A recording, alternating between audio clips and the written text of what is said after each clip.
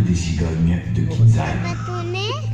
Le parc est situé au pied du château du Haut-Königsbourg et au cœur de l'Alsace. Le riche passé historique de cette région est représenté traditionnellement par l'image d'un village, avec sur la cheminée d'une maison, une cigogne.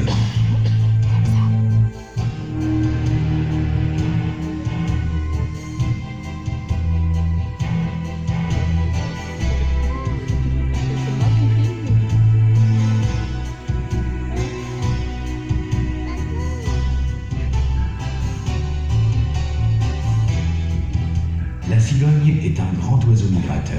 Elle rythme les saisons. C'est pour cela que nous allons partir en voyage autour de la Terre pour découvrir les climats les plus extrêmes et les relations de l'homme avec son milieu.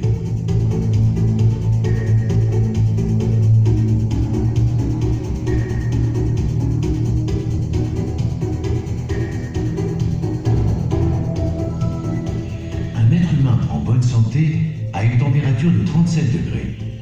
À 38 degrés, soit 1 degré de plus, nous sommes fébriles, souffrants. Que penser alors de l'hiver le plus froid, à moins 70 degrés, et de l'été le plus chaud, à plus 60 degrés? 130 degrés de différence, et pourtant l'homme s'adapte.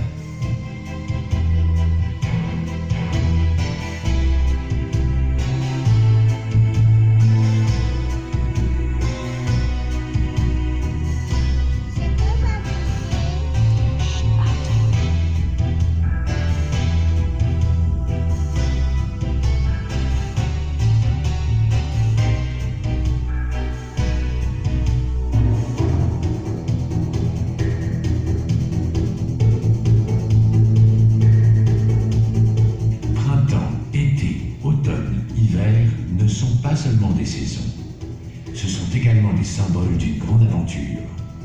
Préparez-vous, nous partons.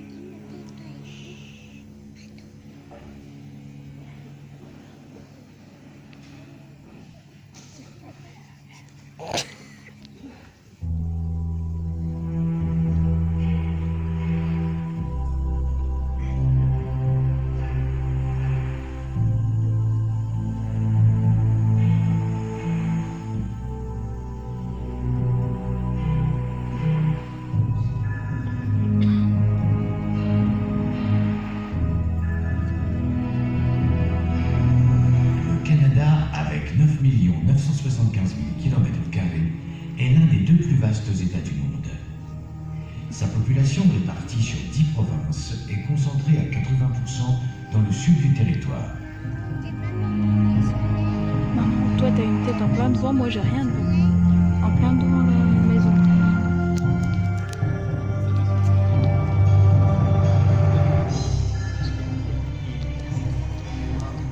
Au nord, les terres de Baffin jouxtent le Groenland. Et de ce fait, l'hiver n'est pas celui que nous connaissons, mais l'hiver arctique. Le Saint-Laurent lui-même se couvre d'une épaisse couche de glace dès que l'hiver arrive.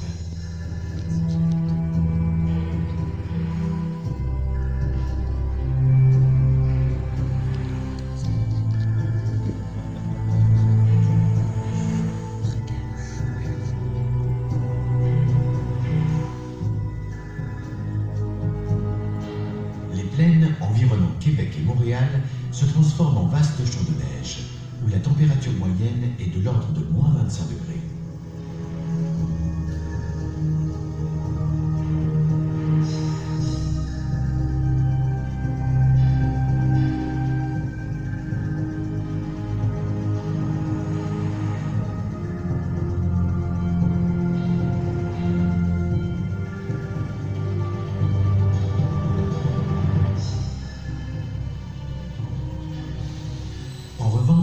Dès qu'on remonte vers le nord du pays et que le vent souffle, la température peut atteindre moins 40 degrés, voire près des pôles, moins 70 degrés.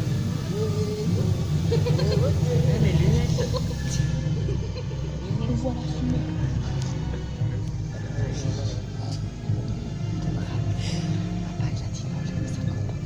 Oh.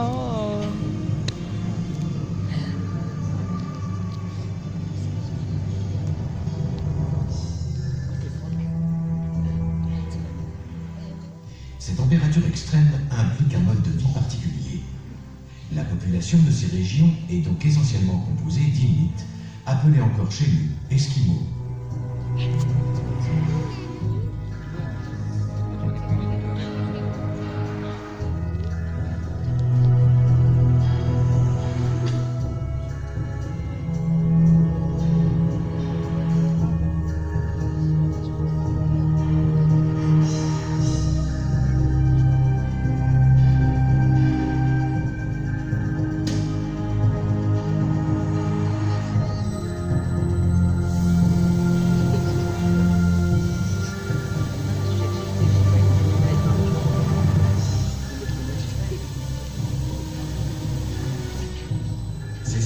Abondants en neige n'ont pas que des inconvénients, car au printemps, celle-ci fondant laisse apparaître des milliers de lacs et de cascades d'une violence et d'un charme inouïs. Nous, pour les Inuits, on va faire cela.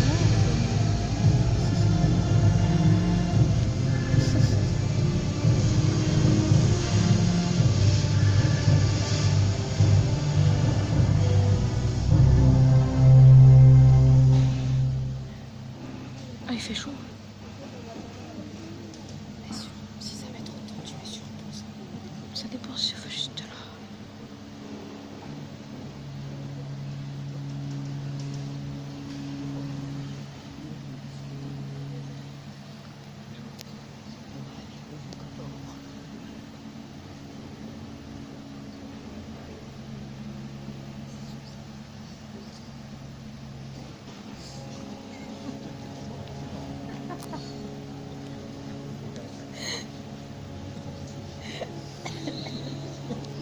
Bon, je crois qu'on a fait pour un tour complet, je vais mettre sur pause.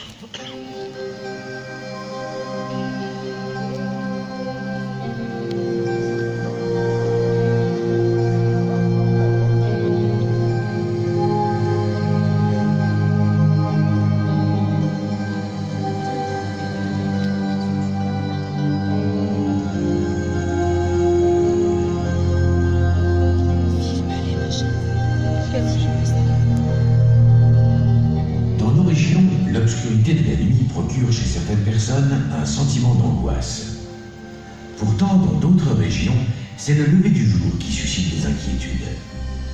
Il y a sur notre planète quelques déserts chauds où le soleil n'est pas réellement le meilleur ami de l'homme. Lors de la conquête de l'Ouest en 1848, quelques pionniers s'aventurèrent sur la route des métaux précieux au sud de Sacramento, en Californie. Death Valley, ou en français la vallée de la mort, est un vaste sillon de 7710 km², dont 1420 sous le niveau de la mer. Le point le plus bas est à moins 86 mètres. Entre les flancs resserrés de la vallée, la chaleur bat tous les records.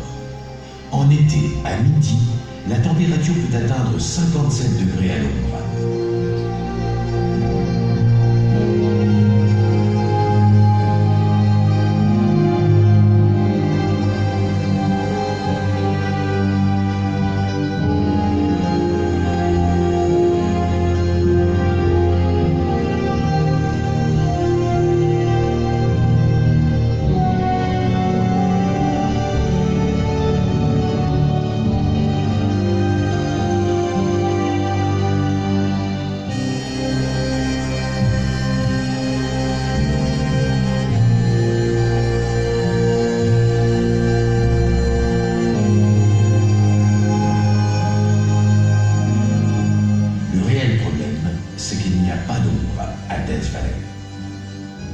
Dans ces conditions, un homme qui marche perd en transpiration jusqu'à 4 litres d'eau à l'heure. S'il n'y a pas d'ombre à Death Valley, il n'y a pas d'eau non plus. Ainsi, pendant la conquête de ce territoire, les convois de minerais étaient composés de 20 mules tirant 2 chariots, un de minerais, l'autre d'eau.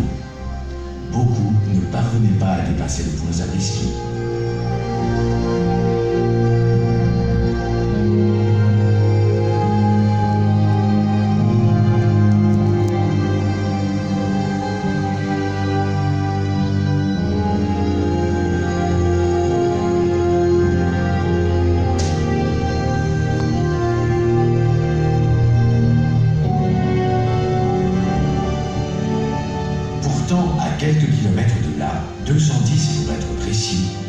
ville incroyable a vu le jour, Las Vegas. L'homme a amené l'eau des montagnes et la consommation d'électricité par habitant est la plus forte du monde. Le désert aseptisé et climatisé est transformé en lieu de plaisir. Et le soleil est relayé la nuit par de fantastiques jeux de lumière qui cachent le ciel et les étoiles.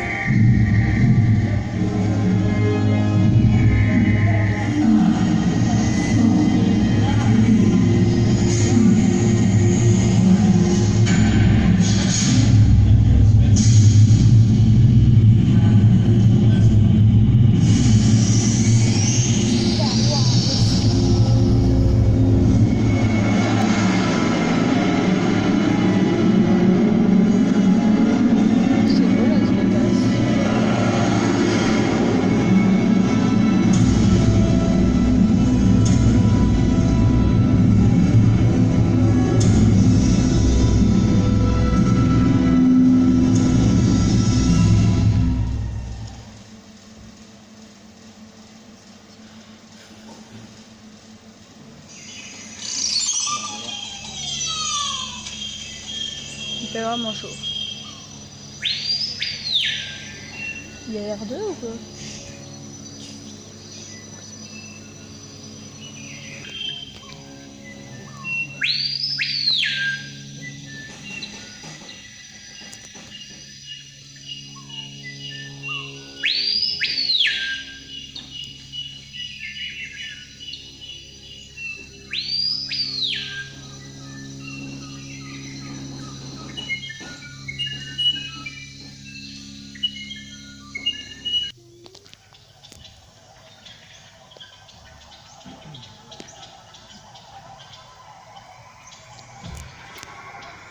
Cancer ou Capricorne, les tropiques sont réputés pour leurs îles paradisiaques.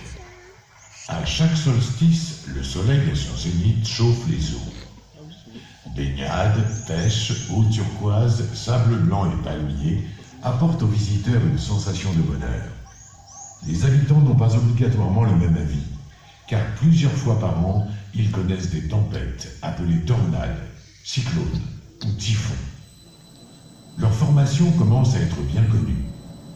Lorsque la mer est plus chaude que l'air, une colonne de vent et d'eau se met à tourner de plus en plus vite, avec des rafales de plus de 160 km/h.